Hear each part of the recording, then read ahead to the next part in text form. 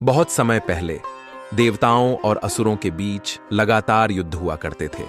असुर अपने बल और अहंकार में निर्दोषों को सताते और देवताओं को भी परास्त कर देते।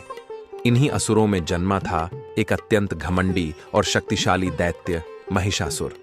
महिषासुर आधा मनुष्य और आधा भैंस था। उसका स्वभाव क्रूर और निर्दयी था। महिषासुर ने कठोर तपस्या कर भगवान ब्रह्मा को प्रसन्न किया। ब्रह्मा जी ने वरदान मांगने को कहा।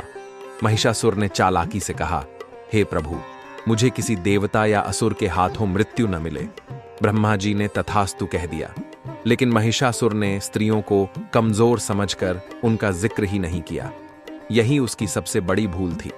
वरदान मिलते ही महिषासुर अत्याचारी बन गया। उसने तीनों लोकों पर आक्रमण कर दिया। स्वर्गलोक से इंद्र को निकाल दिया, ऋषियों के यज्ञ और पूजा विधि को नष्ट कर दिया। धरती पर भय और अन्याय का अंधकार छा गया। असहाय देवता ब्रह्मा, विष्णु और महादेव के पास पहुंचे और प्रार्थना करने लगे, हे त्रिदेव, महिषासुर का नाश केवल किसी स्त्री के हाथों ही संभव है। हमें इस संकट से बचाइए।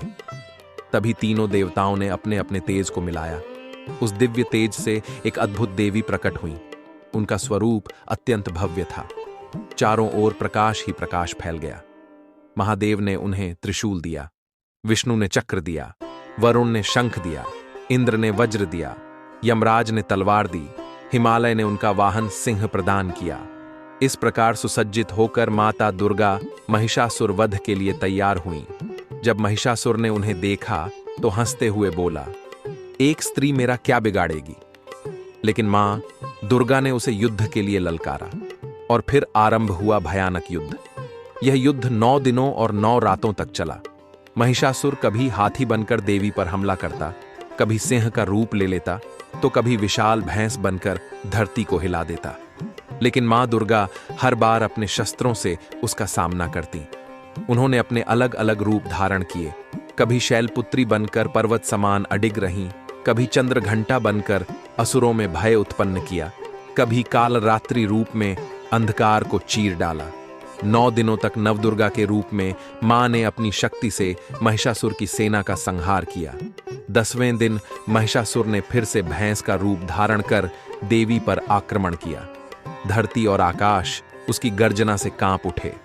मां दुर्गा ने अपने सिंह पर सवार होकर उस पर प्रहार किया।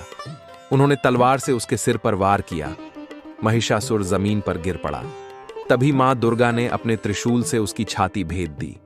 क्षण भर में उसका जीवन समाप्त हो गया। देवताओं ने आकाश से पुष्प वृष्टि की। ढोल नगाड़े बज उठे। तीनों लोकों में आनंद छा गया। देवताओं ने एक स्वर में गाया, जय मां दुर्गे, जय महिषासुर मर्दिनी। इसी विजय की स्मृति में आज भी हम नवरात्र के 9 दिनों में मां दुर्गा के 9 रूपों की पूजा करते हैं और 10वें दिन विजयादशमी यानी दशहरा के रूप में बुराई पर अच्छाई की जीत का पर्व मनाते हैं।